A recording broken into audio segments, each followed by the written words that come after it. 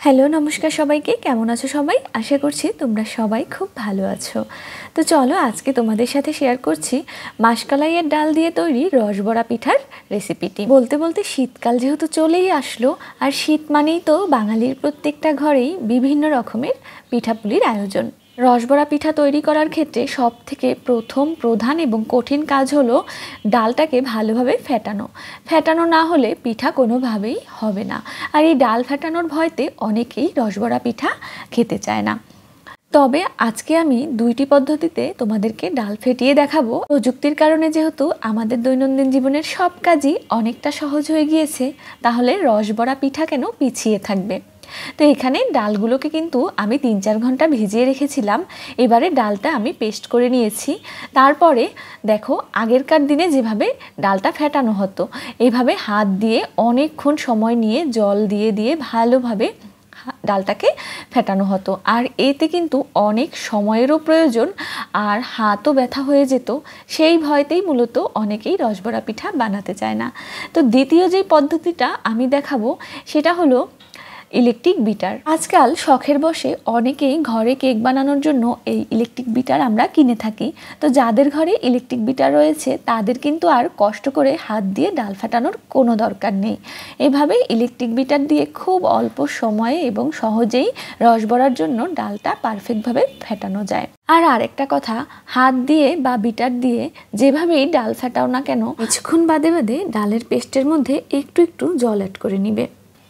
আর ডালটা পারফেক্টভাবে ফাটানো হয়েছে কিনা সেটা দেখার জন্য আমি কিন্তু বাটিতে জল নিয়ে নিয়েছি। জলের মধ্যে ডালের পেস্টটাকে ছোট ছোট করে ছেড়ে দিলে এটা যখন সুন্দরভাবে ভেসে উঠবে তখন বুঝতে হবে ডালটা পারফেক্টভাবে ফেটানো হয়ে গিয়েছে। ডালটা ভালোভাবে ফেটানো না হলে তেলে যখন পিঠা ভাজতে নেব তখন কিন্তু তেল সহ ডালগুলো ফেটে চতুর্দিকে ছড়িয়ে ছিটিয়ে যাবে, আর তখন কিন্তু একটা দুর্ঘটনা ঘটার ভয় থেকে যায়।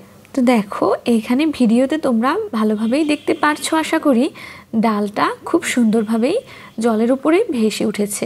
তার মানে ডালটা আমার ফেটানো হয়ে গিয়েছে। তারপরেও আমি আর একটু সময় অফ ক্যামেরাতে ডালটাকে ভালোভাবে বিটার দিয়ে বিট করে নিয়েছি। ডালটা ভালোভাবে বিট করে নেওয়ার পরে এর মধ্যে সামান্য একটুখানি বেকিং পাউডার আমি দিয়ে দিয়েছিলাম, যাতে পিঠেগুলো খুব ভালোভাবে ফুলে ওঠে। এই অপশনটা চাইলে তোমরা স্কিপ করে যেতে পারো। আমার বাড়িতে মা কাকিরা রসবড়া পিঠা বানানোর সময় এতে কোনো ধরনের বেকিং পাউডার দেয় না। আমি আমার ইচ্ছে থেকেই এটা অ্যাড করেছি। এবারে ভালোভাবে সম্পূর্ণ ডালের পেস্টের সাথে বেকিং পাউডারটা মিশিয়ে নিয়েছি। এই দিকে চুলায় আমি চিনির শিরাটা তৈরি করে নিচ্ছি। এখানে পরিমাণ মতো জল দিয়ে দিয়েছি, আর দিয়ে দিলাম 2 এলাচ দানা, সামান্য একটুখানি লবণ, আর চিনি দিয়ে দিয়েছি পরিমাণ মতো। কতগুলো পিঠে হবে সেটা বুঝে তোমরা চিনি শিরাটা অ্যাড করে নিও। তো এবারে চিনি শিরাটা আমি ভালোভাবে জাল দিয়ে নেব। শিরাটা আমার হয়ে গিয়েছে, সেটা আর দেখালাম না। আর এইদিকে কড়াইতে কিন্তু আমি বেশ খানিকটা তেল দিয়ে দিয়েছি, কারণ পিঠেগুলো একটু ডুবো তেলেই ভাজতে হবে। তো প্রথমে আমি তেলে একটা পিঠা দিয়ে ঢাকা দিয়ে দিলাম, কারণ অনেক সময় রসবড়া পিঠা ভাজার ক্ষেত্রে দেখা যায় যে পিঠার ডালটা ঠিকভাবে ফেটানো না হলে তখন তেলে দেওয়ার সাথে সাথেই চতুর্দিকে ছিটে পড়ে, আর তখন কিন্তু ফোসকা পড়ে যাওয়ার ভয় থাকে গরম তেল থেকে।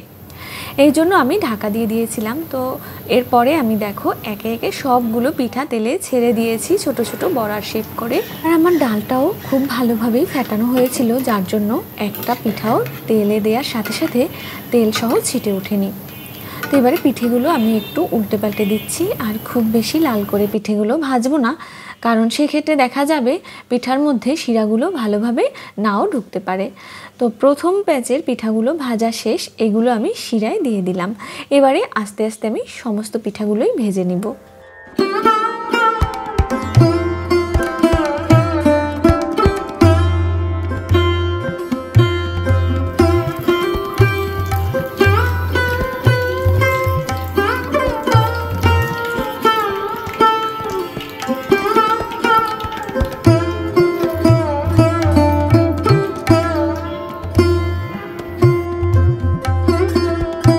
সব পিঠাগুলোই আমি ভেজে নিলাম। এবার দেখো, প্রথম দিকে যে পিঠাগুলো আমি শিরায় ডুবিয়েছিলাম সেই পিঠাগুলো একদম শিরা টেনে নিয়ে ফুলে ফেপে উঠেছে।